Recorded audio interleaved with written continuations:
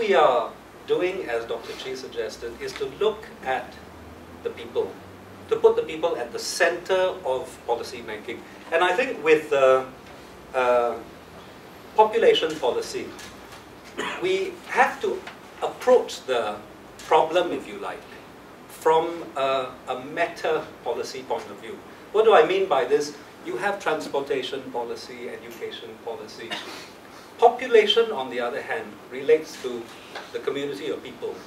And it needs to be placed at a higher, a meta level above other policies in order that we are able to ensure that it's comprehensive and coherent across the entire policy framework. So hence we use this title to emphasize that point. On that basis, we have said, as I already mentioned, placing people at the center of our policy framework. So allow me just very quickly to go through the first 4 of our policy recommendations. Here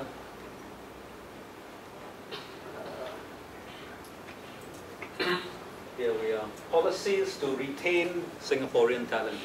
Dr. Chi mentioned the vast numbers of people who are leaving Singapore. The number of immigrants at the moment outside of Singapore constitutes more than 6% of our population.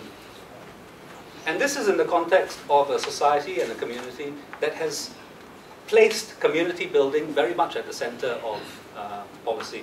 And yet we have hemorrhaged our best people at such a huge rate. I give you one example. I know a senior director, former senior director at the Ministry of Manpower, educated at Cornell and Stanford up to master's level on a scholarship. And as soon as her bond was over, she said, I can't work in the system. I'm going to leave as soon as I can. That's not the sort of people we want to lose. That's the sort of people we want to retain in our society. But we are losing them. It actually constitutes quite alarmingly 750% of the number of our live births, about 40,000 a year. And in the last decade alone, the decade up to 2010, 1,000 people left Singapore every year. And also we know, and Dr. Chi mentioned, the various studies that have suggested the dissatisfaction and unhappiness that we in Singapore face based on problems of work-life balance. We are among the highest, I believe the highest hours worked in the world. Cost of living, which we have identified and addressed in our healthcare housing paper, and then overcrowding, of course. So the recommendations in relation to retaining Singaporeans in our country and to raise the total fertility rate. Making housing affordable and reducing our waits, which we have addressed comprehensively in the housing paper which we published some months ago, which is available on the website to be read, and making of healthcare affordable through our national insurance scheme, which we recommended in an earlier paper. Reform of the education system. Lots of parents are saying that they want to leave in order to afford their children a better quality of education.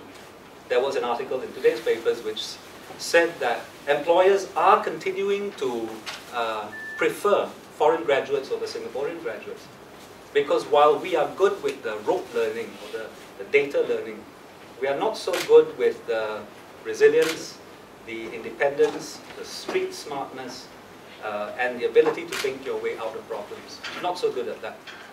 The Singaporeans' first policy we envision is one that requires businesses to demonstrate the need for the employment of foreign professionals.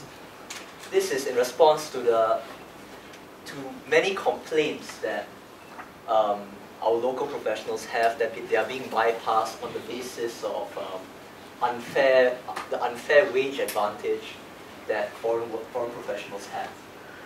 So if it can be demonstrated that an employer has tried through advertisements in the newspaper and various forms of outreach to try to employ a Singaporean worker, or that he has tried to interview a few Singaporean candidates and not been able to find one, then he would be allowed to employ a foreign professional.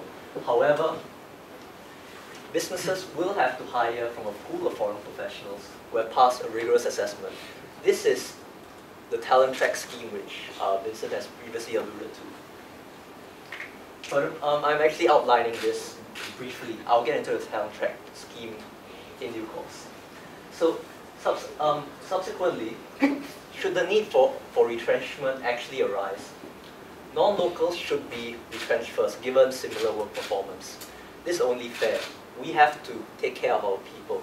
And if our people are performing at the same level as foreign professionals, it stands to reason that the foreigners have to go first.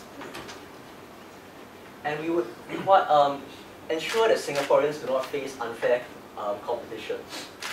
To achieve this, we would legislate equal work for equal pay. This will be described in greater detail subsequently. A minimum hourly wage and employee protections from unjust dismissal. Okay, the talent track scheme. It is a merit-based system for allowing foreigners to work in Singapore. And the point allocations are based on factors like age, dependence, what kind of stress you might be placing on the infrastructure, your qualifications, your experience, skills. And there's a very deep, large focus on skills, because what you are looking for is good foreign professionals, those that can actually contribute to the economy.